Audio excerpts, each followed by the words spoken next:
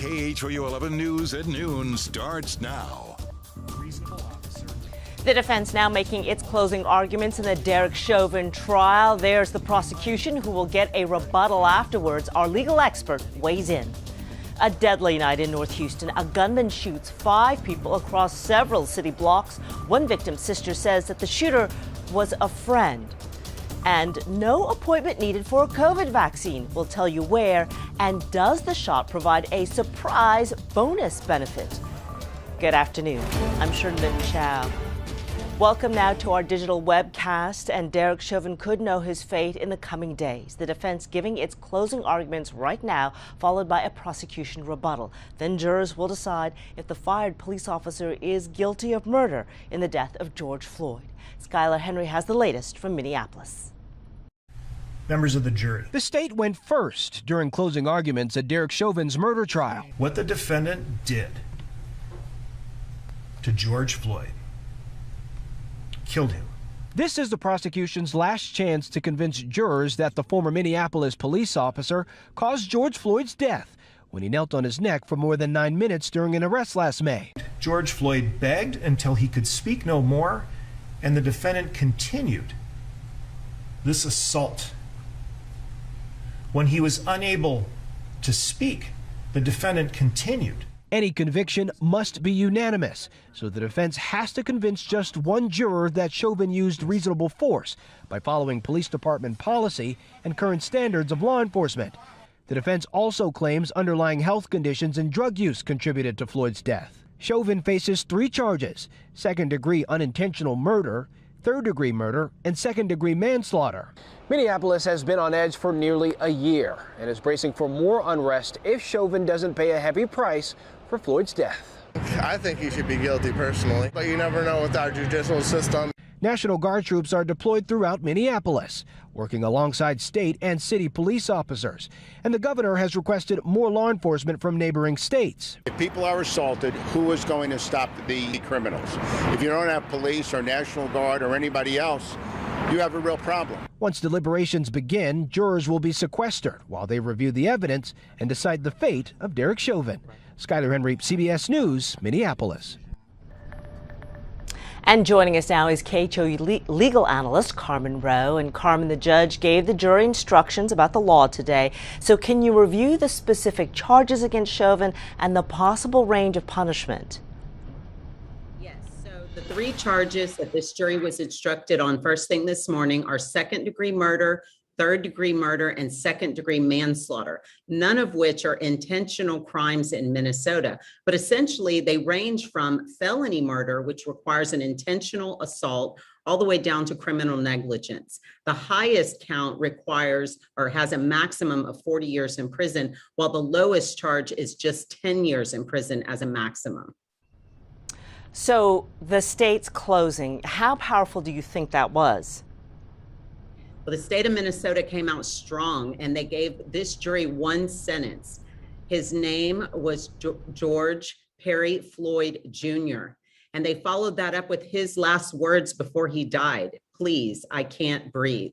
They went on to tell this jury to believe their eyes and not the words of defense counsel. And even though we didn't hear from Chauvin in this trial, they told us that body language tells you everything you need to know, and that in this case, Chauvin's body language told us that the reason he acted that way with George Floyd was because of ego, it was because of pride, and because it was going to be that no one was going to interfere with his authority that day to do what he felt was right.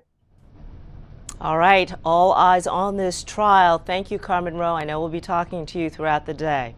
Remember, we are streaming the trial on KHOU.com, our mobile app, Roku, and Fire TV.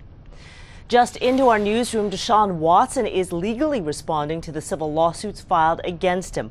Watson has maintained his innocence since mid-March. That is when the first of more than 20 women accused him of sexual misconduct during massage sessions.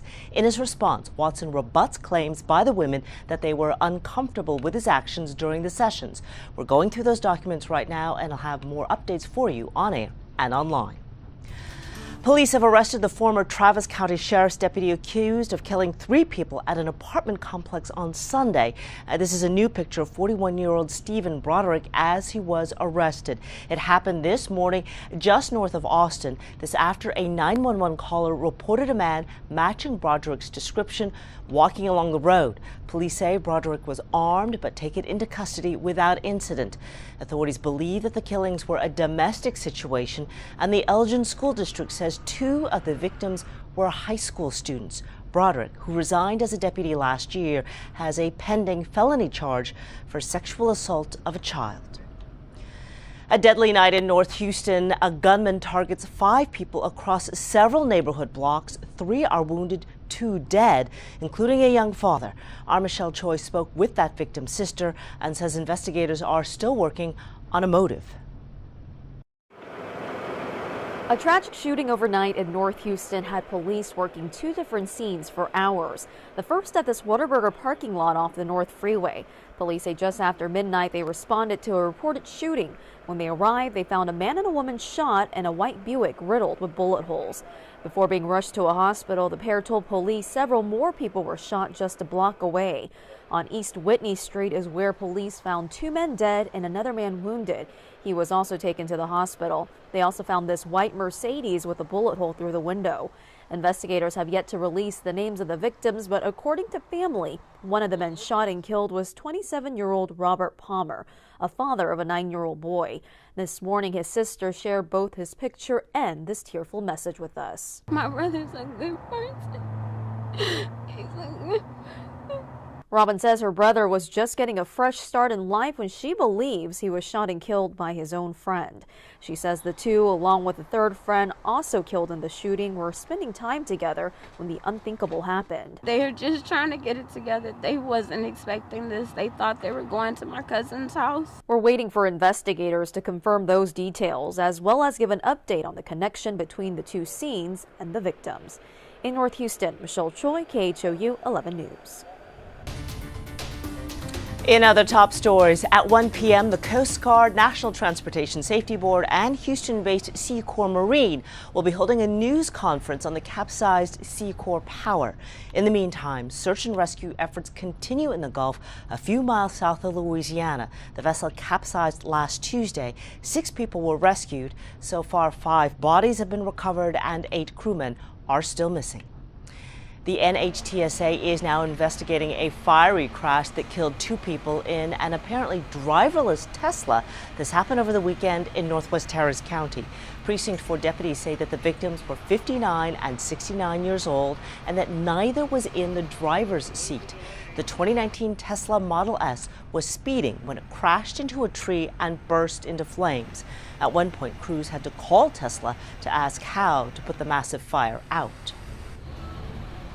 There are 2 places locally where you can get a vaccine right now without an appointment.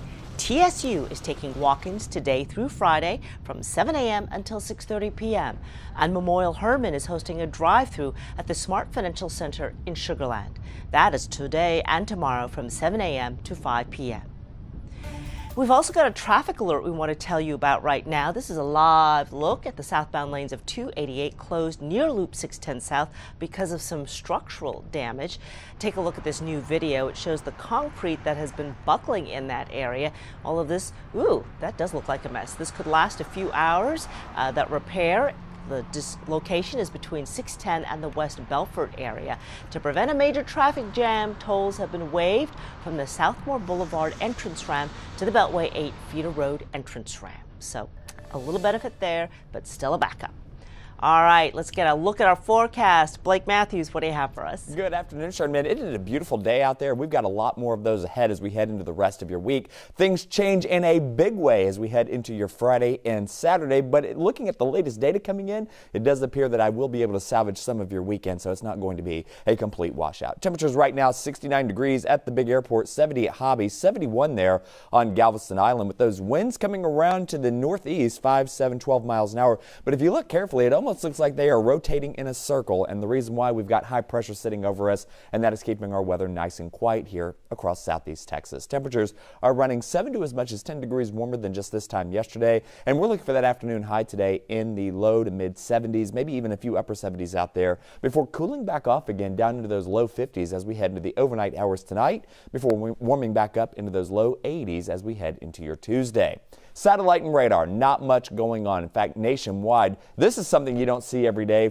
Freeze watches all the way down into Texas. Here it is in the latter part of April, and we are still talking about very cold weather. And look at the snow coming down this hour from Nebraska, getting into Wyoming and portions of Montana and Idaho. A very unusual weather pattern for this time of year, but nonetheless, that's what we're dealing with, and it's going to be pretty chilly around here as well as we head into the evening hours. Now, this storm system you see out here off the Aleutian Islands of Alaska, this is going to be our weather maker as we head into Friday. In fact, there it is right there. You see it diving down through California and eventually working its way through Texas, and the translation of that means a very wet Friday and into Saturday, and Saturday could feature some strong thunderstorms across southeast Texas as well. So let's walk through the model. This takes us into the afternoon hours here. It's showing some rain trying to push on through. I'm not buying that, so no rain for today, and it's going to be a beautiful afternoon Tuesday into Wednesday, but then things change as we head into Thursday evening. You see the increase in clouds and that moisture moving in as we head into Friday at 4 o'clock. Friday looking like a very wet day across the region. And again, those strong thunderstorms pushing through early on Saturday morning before I think finally pushing on out by Saturday afternoon, and Sunday, at least right now, looking very pretty. So how much rain are we talking about? Well, all the way through Sunday evening, 1 to 2 inches of rain would be a good possibility, it looks like, across southeast Texas, and we need the rain. We're almost 6 inches below normal for the year. So 79 degrees as we head into your Tuesday. Should be a gorgeous day. Same on Wednesday. Not too bad on Thursday, although you will notice an increase in clouds. A washout on Friday and a 70% chance of strong thunderstorms as we head into your Saturday as that next system pushes on through. And then Sunday and Monday shaping up to be pretty. Sherman? All right, thank you so much, Blake. I'm Ron Trevino. Here's what we're working on for the 411 today. We'll have more on the closing arguments in the trial of Derek Chauvin. We'll also hear from our legal analyst about what's happening in the courtroom. Plus, more on that fiery, fatal crash over the weekend involving a Tesla. The fire took hours to put out. A lot of questions still about that case. All this and much more on the 411 Sherman. All right, we will see you then. Thank you very much, Ron. And thank you for joining us for our digital webcast at noon. We hope you enjoy the rest of this really pretty day outside. Take care.